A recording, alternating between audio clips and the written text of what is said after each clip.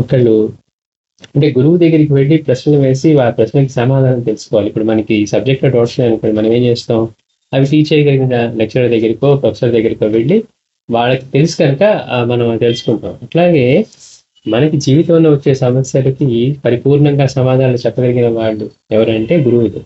అట్లా మాస్టర్ గారిని ఒకళ్ళు అడుగుతున్నారు, మాస్టర్ దేవుడు అంటే ఎవరు, ఎలా ఉంటాడు, బాబాని ఎందుకు పూజించాలి? మనందరికీ వస్తుంది, ఎంతో మంది దేవుడు ఉన్నారు కదా, అసలు దేవుడు అంటే మనకి ఏం తెలుసు, దేవుడు అంటే ఎవరు అంటే చిన్నప్పుడు వీరికి మనం తెలిసినప్పటి నుంచి ఇంట్లో రాముడిని అమ్మవారిని పెట్టి పూజిస్తారు కనుక మనం వాళ్ళు పూజ చేస్తూ మనం కూడా పూజ చేసుకోవడానికి వాళ్ళే దేవుడు అంటున్నామా? అసలు దేవుడు అంటే ఎవరు, ఎలా ఉంటాడు? ఇలా కాకుండా మరి వేరే మతాల్లో వాళ్ళు వేరే రూపాల్లో పూజిస్తున్నారు, వాళ్ళు దేవుడు అనే అంటారు. అట్లా అసలు దేవుడు అంటే ఎవరు, ఎలా ఉంటాడు? అంతేకాకుండా అసలు సాయిబాబాని ఎందుకు పూజించాలి, మరి ఎంతో మంది ఉన్నారు కదా, ఏంటి పాప గొప్పతనం అని మాస్టర్ గారిని అడిగితే మాస్టర్ గారు సమాధానం చెప్తున్నారు. ప్రశ్నకి ఏంటి, దేవుడు అంటే ఎవరు అంటే నామరూపాలు లేనిది, సకల సృష్టికి ఆధారమైంది, అంతటా తానే ఉండి అంతటా తానే ఉండే చైతన్య శక్తి భగవంతుడు అంటున్నారు. అంటే నామరూపాలు లేని దేవుడు అనే దానికి నామరూపాలు లేకుండా ఉండాలట. అంటే ఏ నామైనా తీసుకోగలగాలి, ఏ రూపమైనా తీసుకోగలగాలి. ఇప్పుడు బంగారం ఉంది, బంగారం రా ఫామ్ లో ఉన్నప్పుడు జస్ట్ బంగారం ముద్దగా ఉండొచ్చు, ఇంకోటిగా ఉండొచ్చు. అదే మనం హారం చేసినప్పుడు ఒకటి, గాజులుగా చేస్తే ఒకటి, లేకపోతే ఇంకేమో చేస్తే వాటి రూపం తెలుస్తుంది. అట్లా నామరూపాలు లేనిది సకల సృష్టికి ఆధారమైంది.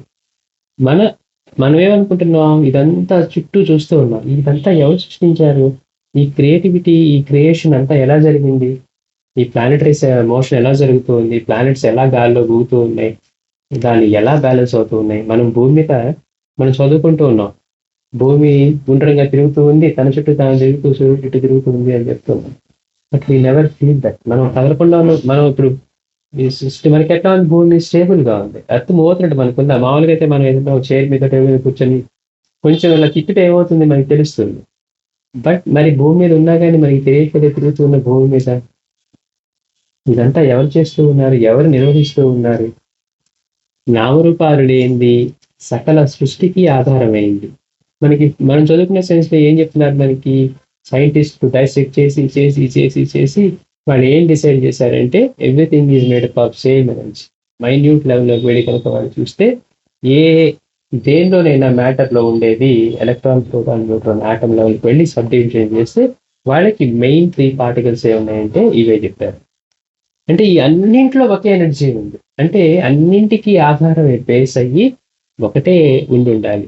అట్లా నామరూపాలు లేనిది, అంటే నామం అంటే పేరు, రూపం లేనిది సకల సృష్టికి ఆధారమైంది.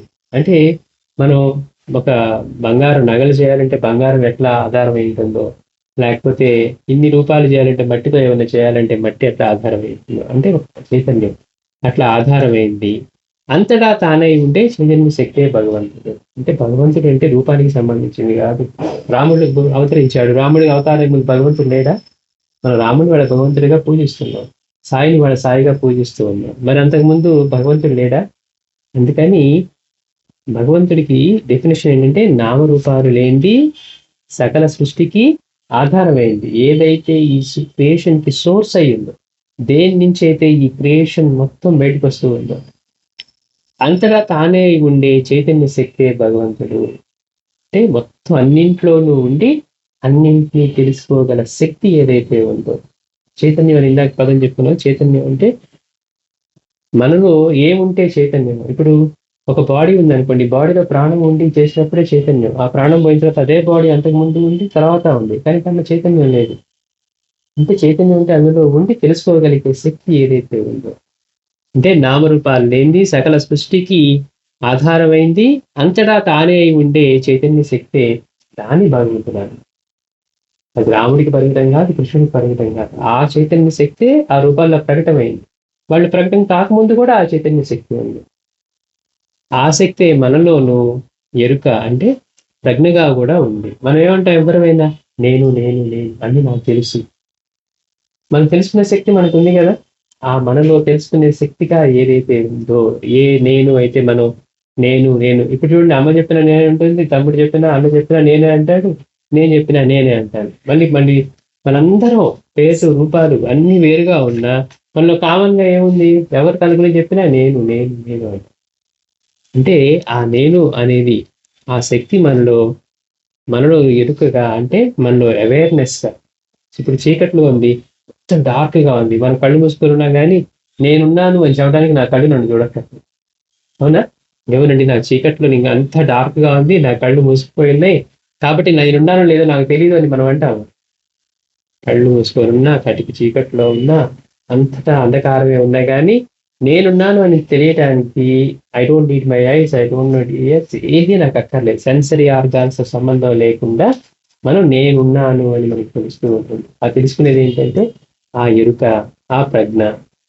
అది ఆ శక్తి మనలోనూ ఎరుకగా ఉందంటే ఈ క్రియేషన్ మొత్తానికి ఆధారమే ఏదైతే ఉందో అదే మనలో నేనుగా ఉంది. అందుకే మనలో భగవంతుడు ఉన్నాడు అంటాం ఏంటి అంటే ఆ ఎరుక మనలోనూ ఉంది, ఆ ప్రజ్ఞే మనలోనూ ఉంది. కానీ ఆ శక్తి స్థూల దేహము, దానికి పరిమితమైన మనస్సే అని భ్రమించినందువల్ల అసలైన భగవతత్వాన్ని గుర్తించలేకపోతాము. మన మన అనుభవం ఎట్లా ఉంది? నేను అంటే నేను ఈ శరీరం, మై బాడీ, మై థాట్స్, అవే నేను అనుకుంటాం. అంతకుమించి మనకి ఇంకేం తెలియదు. మనం మరి ఎక్కడి నుంచి వచ్చాం, ఎక్కడికి వెళ్ళిపోతాం? మనకి అలాంటి ఆలోచన లేదు కనుక మనకన్నీ కూడా మనకి ఏవైతే ఇప్పుడు మనం అనుకుంటాం బాగా ఆలోచించి బాగా చేస్తాం అనుకుంటాం. బాగా ఆలోచించే దేని మీద ఆలోచిస్తాం? మనం అంతకుముందు విన్న వాటి గురించి, చూసిన వాటి గురించి ఆలోచిస్తాం. ఇప్పుడు మనం ఇక్కడ కూర్చొని ఈ యూనివర్స్ లో లేకపోతే ఈ గెలాక్సీలో మనకి తెలిసిన ప్లానెట్స్ కాకుండా ఇంకేమైనా ఉన్నాయా అని మనం ఆలోచిస్తామా? లేదు, వాటికి బియాండ్ గా ఇలాంటి దానికి ఇంకేమైనా ఉన్నాయా అని ఆలోచిస్తామా? ఉండొచ్చు. మనం ఏ ఇన్ఫర్మేషన్ అయితే గ్యాదర్ చేసుకున్నామో దాని మీదే మన ఆలోచనలు ఉంటాయి. అందుకని మన ఆలోచనలన్నీ they are limited to what we know. దానికి పరిమితమైన మనస్సే అని భ్రమించినందువల్ల అసలైన భగవతత్వాన్ని గుర్తించలేకపోతాం. అంటే మనలోనే ఉన్నా కానీ సాయినాథ్ దేవుడు అన్ని రూపాల్లో నేనే ఉన్నాను నీకు కలిపని చెప్పినా కానీ మనం బాబా అంటే మళ్ళీ బాబా షిరిడిలో ఉండేవారు, బాబా షిరిడిలో ఉన్నారు, ఇప్పటికీ అక్కడ షిరిడి అంటామే తప్పించి బాబా నాలోనే ఉన్నారు, నాలో ప్రజ్ఞగా ఉన్నారు, నాలో ఇరుకుగా ఉన్నారని మనం చెప్పమన్నమాట. ఎందుకని? బికాజ్ మన అనుభవంలో వీఆర్ వెరీ లిమిటెడ్, పరిమితమైన మనస్సే అని భ్రమించినందువల్ల. అది యాక్చువల్ ఫ్యాక్ట్ కాదని ఎప్పుడు తెలుస్తుంది? మనం నిద్రపోతున్నప్పుడు తెలుస్తుంది. I'm not this body, I'm beyond this body. Body కూడా ఉంది, బట్ వీఆర్ బియాండ్. అందుకనే we still experience things in our different states of our existence. Sleep కానివ్వండి, వీటిలో డ్రీమ్ స్టేట్ లో కానివ్వండి, ఇవన్నీ కూడా. అందుకని పరిమితమైన మనస్సే అని అంటే భ్రమ అంటే ఏంటి? మనం తెలియక అది నిజం అనుకోవటం వల్ల, నేనంటే దిస్ బాడీ అనుకోవటం వల్ల. కానీ మనం పుట్టినప్పుడు బాడీ ఇలా ఉందా? పెరుగుతున్నప్పుడు మారుతూ ఉంది, మళ్ళీ సర్టన్ ఏజ్ లో ఇంకా మారుతుంది. అప్పుడు కూడా మనం ఏం చెప్తాం? నేను నేను నేను అని. We still refer to different forms of our body. మనం చిన్నప్పుడు ఒకలా ఉన్నాం, పెద్దయితే మారుతూ ఉన్నాం, ఇంకా పెద్దయితే మారుతూ ఉంటాం. బట్ ఎప్పుడు చూసినా కానీ నేను నేను నేను అంటాం. కాన్స్టెంట్ గా ఉండే మనలో అంటే నేను అని. కానీ కాబట్టి మన పరిమితమైన మనస్సే అని భ్రమించినందువల్ల అసలైన భగవతత్వాన్ని గుర్తించలేకపోతాం. దీన్నే అజ్ఞానం అన్నారు. అజ్ఞానం అంటే ఇగ్నరెన్స్, మనకి తెలియకపోవటం. దాన్ని తొలగించి అసలైన భగవతత్వాన్ని గుర్తించేలా నిదర్శనాపూర్వకంగా నిరూపించి దానిని తెలిసేలా ప్రేరేపించగలవాడే సద్గురువు. సద్గురువు అంటే ఎవరు అంటే మనం కేవలం వీఆర్ వెరీ లిమిటెడ్ అని మన భావన అనుభవంలో ఉండి మనం పరిమితంగా ఉండి ప్రతిదాన్ని అంటే ఈ మొత్తాన్ని మన ఇగ్నోరెన్స్కి ఏదైతే కారణమయ్యిందో దాన్ని మన నుంచి తొలగించాం. అంటే the one who can give experience beyond our perception. మనమంతా ఏం చూస్తున్నాం? నేను ప్రత్యక్షంగా చూసామండి, నేను ఉన్నాం అంటాం. కానీ మరి నన్ను నేనున్నాను లోపల అని ప్రత్యక్షంగా చూడలే, కానీ బట్ యూఆర్ ఎక్స్పీరియన్సింగ్. అంటే మనం సెన్సరీ పర్సెప్షన్ ని దాటి బయటికి వెళ్ళి మనలో ఈ లిమిటేషన్ నుంచి మనల్ని బయటికి తీసుకొచ్చేవాడు ఎవరైతే ఉన్నారో దాన్ని తొలగించి అసలైన భగవంతుడి తత్వాన్ని, మనలో కూడా అదే ఉంది కదా. ఇప్పుడు మనలో ఆ భగవంతుడి తత్వం లేకపోతే మనం అన్నం తిన్నా రక్తంగా మారుతుంది, బ్రెడ్ తిన్నా రక్తంగా మారుతుంది, ఇంకోటి ఏది తిన్నా రక్తంగానే మారుతుంది. ఎట్లా సాధ్యం అవుతుంది? What is that intelligence that is built in? మనం ఏ తిన్నా కానీ బ్లడ్ కానీ ఎట్లా మారుతుంది? వేస్ట్ గా బ్లడ్ గా ఇట్లా. There is some mechanism, intelligence. అదే భగవంతుడి చైతన్యం. అంటే ఎవరైతే మనకున్న లిమిటేషన్స్ ని బ్రేక్ చేసి, మనం అంటే కేవలం ఈ బాడీ ఈ మైండ్ కాదు, మన రియల్ తత్వాన్ని ఎవరైతే తెలిపేలా మనల్ని ఇన్స్పైర్ చేసి మోటివేట్ చేసి దాని వైపుగా నడిపిస్తారు, అనుభవపూర్వకంగా నిదర్శనపూర్వకంగా నిరూపించి దాన్ని తెలుసుకునేలా ప్రేరేపించగలవాడే అట్టివాడే సద్గురువు. ఈ సత్యాన్ని ఈ కాలానికి అనుగుణంగా బోధించారు కనుకనే బాబాను పూజించడం శ్రేయస్కరమని నా విశ్వాసం. మాస్టర్ గారు చెప్తూ ఉన్నారు ఏమని, ఈ విషయాన్ని బాబా మనకి ఈ కాలానికి అనుగుణంగా బోధించారు. ఎంతో మంది అంతకుముందు వచ్చి ఉన్నారు, కానీ మన టైంలో వచ్చినటువంటి గ్రేటెస్ట్ అవతారం ఏదైనా ఉందంటే అది సాయినాథుడే అన్నమాట. ఈ విషయాన్ని బాబా మనకి అనుగుణంగా బోధించారు, అంటే మనకి అర్థమయ్యేట్టుగా బోధించారు కనుకనే బాబాను పూజించడం శ్రేయస్కరమని నా విశ్వాసం. కానీ తమను మాత్రమే పూజించమని సాయి అనడం లేదు, బాబా నన్ను మాత్రమే పూజించమని అనలేదట. సరిగ్గా పూజిస్తే దేన్ని పూజించినా గమ్యం చేరుతావని బాబా చెప్పారు. మునుపు చెప్పిన భగవతత్వం ఎవరి ద్వారా మనకు మనస్సుకు హత్తుకునేట్లుగా తెలిసి తెలివిగా భక్తి శ్రద్ధలతో మనను వారిపై నిలుస్తుందో, మనసు వారిపై నిలుస్తుందో వారినే సరిగ్గా పూజించగలం. చూడండి మాస్టర్ గారు అంటున్నారు, మనం ఎవరి ద్వారా అయితే మన మనస్సుకు హత్తుకునేటట్లుగా భగవతత్వాన్ని తెలిపి భక్తి శ్రద్ధలతో మనసు వారిపై నిలుస్తుందో వారినే సరిగ్గా పూజించగలం. మనం బాబాని పూజ చేయాలని అన్నాం అనుకోండి, మనకి బాబా అంటే తెలియదు. ఎందుకురా బాబు, దీని బదులు మనం కాలక్షేపం చేసుకుని ఏదో ఫ్రెండ్ సార్ మాట్లాడుకుంటే సరిపోతుంది కదా అని మనకి అనిపిస్తుంది. కానీ బాబా అంటే తెలిసిన తర్వాత ఏమనిపిస్తుంది, అరే నేను ఒక్క పని నేను చేసుకోను, నేను తినటం తప్పించి నా శరీరానికి నేను ఒక్క పని కూడా నేను చేయలేను, నేను బ్రీతింగ్ తెలిసి తీసుకోను. మనం ఎప్పుడో బ్రీతింగ్ తెలుసుకొని తీస్తాము, అది జరుగుతూ ఉంటుంది. మనం తినదాని డైజెషన్ మనం చేసుకోం, లోపల జరుగుతూ ఉంటుంది. బ్లడ్ ఫ్లో మనం చేయం, అది జరుగుతూ ఉంటుంది. హార్ట్ పంపింగ్ అది జరుగుతూ ఉంటుంది, హార్ట్ బీట్ అదే జరుగుతూ ఉంటుంది. అంటే లోపల జరిగే ఈచ్ అండ్ ఎవ్రీ యాక్టివిటీ మనం ఒక్క పని కూడా చేయం. మనం ఏం చేస్తాం ఈ బాడీ మెయింటెనెన్స్ కి, ఒక్క ఫుడ్ ఇస్తాం దానికి అంతే.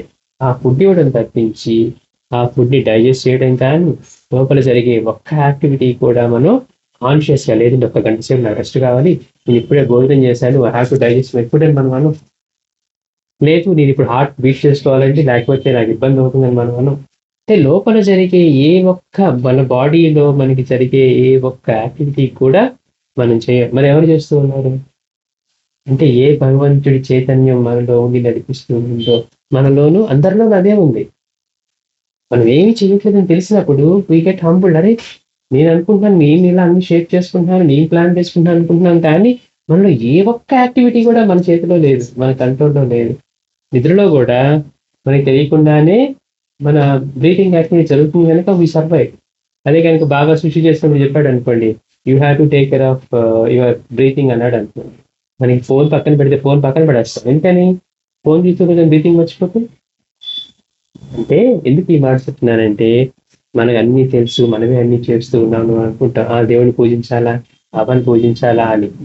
కానీ మన existence is dependent on him. ఆయన కనుక బోర్ పెట్టి నేను చేయను అన్నాడు అనుకో, ఏమవుతుంది మన పని? ఎవ్రీ క్రీచర్, మనమే కాదు, అంటే మన నుంచి ఏ గ్రాటిట్యూడ్ కూడా ఎక్స్పెక్ట్ చేయకుండానే ఇవన్నీ చేస్తూ ఉన్నారు. కనుక అలా తెలిసినప్పుడు ఏమవుతుంది, బాబాని పూజించాలి అంటే అప్పుడు బాబా ఇవన్నీ నాకు చేస్తూ ఉన్నారు, ఆయన దయ వల్ల నేనున్నాను, ఇష్టాలు నష్టాలు వేరే విషయం, నేను ఆయన వల్ల ఎగ్జిస్ట్ అవుతూ ఉన్నానని తెలిసినప్పుడు ఆ రెస్పెక్ట్ చేసే విధానం వేరుగా ఉంటుంది. అది చేస్తే మంచిదంట, నీకు ఏదో కాలేజీలో డిగ్రీ వస్తుందంట, తర్వాత పెద్ద అయిందంట, ఇలాంటి మాటలు చెప్పారనుకోండి, మనకి ఇప్పుడు అవసరం లేదు కాబట్టి ఏమనిపిస్తుంది, ఐ డోంట్ నీడ్ దెమ్ అనిపిస్తుంది.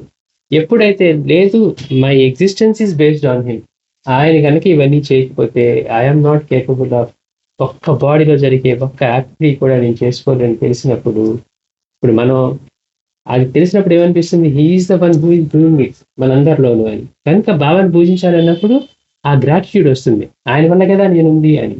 అందుకని అట్లా మనకి ఇన్స్పైర్ చేసి ఎవరైతే ఆయన వైపు అట్లా మనస్సుని వారిపై నిలుస్తుందో అప్పుడే వాళ్ళని పూజ చేయగలం. సర్వగతమైన ఆత్మ ఒక్కటి ఉన్నదని తమ లీలల ద్వారా సాయి నిరూపించినంతగా చరిత్రలో మరెవ్వరూ నిరూపించలేదు. ఏంటి బాబా విశిష్టత? బాబాకు ముందు మన అన్ని మతాల్లోనూ మన ధర్మంలోనూ ఎంతో మంది అవతారాలు వచ్చారు.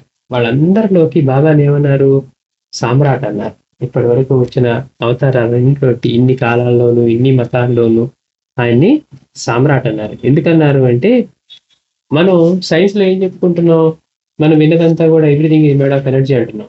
కానీ మనం వాళ్ళు చెప్పింది చదువుకుంటున్నామే తప్పించి we never asked for proof. ఎట్లా ప్రూవ్ చేస్తారండి, ప్రూవ్ చేయండి అని మనం అడగలేదు. వాళ్ళు నేను టేబుల్ కట్ చేసి చూశాను, మైన్యూట్ లెవెల్కి వెళ్ళాను, అవే ఉన్నాయి అన్న. లేకపోతే నేను ఇంకో మైక్రోఫోన్ కట్ చేశాను, అందులోనూ ఫిజికల్ గా ఎనర్జీ అదే ఉంది అన్న. అట్లా అన్నాడు కనుక చెప్తున్నారు. కానీ బాబా దగ్గరికి వచ్చేసరికి ఆయన ఏం చెప్తున్నారు, అన్ని రూపాల్లోనూ అన్ని జీవుల్లోనూ జడ జీవ అంటే ఏవైతే చైతన్యం లేకుండా ఉన్నాయో, జడ పదార్థాలు అంటే గోడ, కుర్చీ, బల్ల, అలా కాకుండా చైతన్యవంతులు జీవులు, చీమ, దోమ, ఈగ. బాబా ఏం చెప్తున్నారు, బాబా ఒక భక్తుడిని నాకు ఆకలిగా ఉంది పోలీలు తీసి తీసుకురమ్మన్నారు. ఆ భక్తుడు వెళ్ళి ఇంటికి వెళ్ళి చక్కగా బొబ్బట్లు చేసి బాబాకు తీసుకొచ్చారు. తీసుకొస్తే బాబా గారి వైపు చూడనైనా చూడకుండా వాటిని పక్కన పెట్టి మాట్లాడుతున్నారు. దాని మీద అన్ని ఈగలు, దోమలు అన్ని వాళ్తూ ఉంది చీమల వల్ల. ఈ భక్తుడికి బాధ వేసింది, అరే బాబా నన్ను అడిగితే నేను వెళ్ళి ఎంతో తొందరపడి చేసుకొని తీసుకొస్తే ఆయన ఆకలి అన్నారు, కనీసం దాని వైపు చూడడం కూడా చూడట్లేదని. బాబా మీరు అది తీసుకోండి అంటే బాబా అన్నారు నేను ఆల్రెడీ తీసేసుకున్నాను అని. కానీ కళ్ళ ముందు అవి కనపడుతూ ఉన్నాయి, కేవలం ఈగలు ఈ చీమలు వస్తూ ఉన్నాయి. అంటే అప్పుడు బాబా అన్నారు మీరు తిన్నారని నాకు ఎలా తెలుస్తుంది అన్నారు. అంటే అదిగో ఆ చీమలో ఈగ లోపల నేనే తిన్నాను అనుకుంటాను. మనం ఏమనుకుంటున్నాం, నేనంటే ఐఎమ్ దిస్ బాడీ, నేను ఫిజికల్ గా నేను తింటేనే నేను తిన్నట్టు అనుకుంటున్నాను. బాబా ఏమంటున్నారు, I'm not limited to this body, అన్ని ప్రాణుల్లో నేనే ఉన్నాను అని చెప్పి వాళ్ళకి ఎక్స్పీరియన్సెస్ ఇస్తూ ఉన్నారు. అందుకని అట్లా అన్నింట్లోనూ ఒకే చైతన్యవంతమైన శక్తి ఉంది. అదే దాన్ని ఆత్మగా, సర్వగతమైన ఆత్మ ఒకటి ఉన్నదని బాబా చరిత్ర తీసుకుంటే, బాబా చరిత్ర కనుక మనం చదువుతూ ఉంటే, బాబా లీలామృతం కనుక మనం చదువుతుంటే మనకి ఏం తెలుస్తుంది, ఏ లీలు తీసినా ఆయనే అన్ని రూపాల్లోనూ అన్ని జీవుల్లోనూ ఆయనే ఉన్నారు. అందుకనే మనం ఎవరితో ఎట్లా మాట్లాడినా ప్రవర్తించినా అది బాబాకే చెందుతుంది అని బాబా ఎక్స్పీరియన్స్ ఇచ్చారు అని బాబా అంతా కూడా అదే తెలియజేస్తుంది అనమాట. అందుకని ఆయన్ని పూజించడం శ్రేయస్కరమని మా విశ్వాసం అంటున్నారు మాస్టర్ గారు. మాస్టర్ గారు అడిగారు, మాస్టర్ గారు దేవుడు అంటే ఎవరు, ఎలా ఉంటాడు అంటే మనకి తెలిసి మనం పూజించేదే దేవుడు కాదు. దేవుడికి డెఫినేషన్ ఏంటి, బంగారం అని చెప్పామనుకోండి, బంగారం ఆ రూపంలో ఉన్న ఈ రూపంలో ఉన్న దానికి ఆ అట్రిబ్యూట్స్ ఆ క్వాలిటీస్ ఉంటేనే మనం బంగారం అంటాం. హారం తీసుకున్న బంగారమే అంటాం, గాజులు తీసుకున్న బంగారమే అంటాం. అంటే బంగారానికి ఉండాల్సిన లక్షణాలు ఏవో తెలుసుకుంటే అప్పుడు అది డిఫరెంట్ ఫార్మ్స్ తీసుకున్నా కానీ ఇది బంగారమే అంటాం. భగవంతుడికి ఏం చెప్పారు, దేవుడు అంటే ఎవరంటే ఈ మొత్తానికి, ఈ క్రియేషన్ మొత్తానికి సోర్స్ ఏదైతే ఉందో, వీటన్నిటి గురించి తెలుసుకోగలిగి ఉందో, అన్ని ఫార్మ్స్ ని తన నుంచి తీసుకోగలిగి ఉందో, ఏదైతే ఉందో తన గురించి తాను తెలుసుకోగలిగి ఉందో, అంతటా తానే అయి ఉండి ఈ చైతన్యవంతమైన శక్తి ఏదైతే ఉందో, అంటే the energy that is the source of this creation.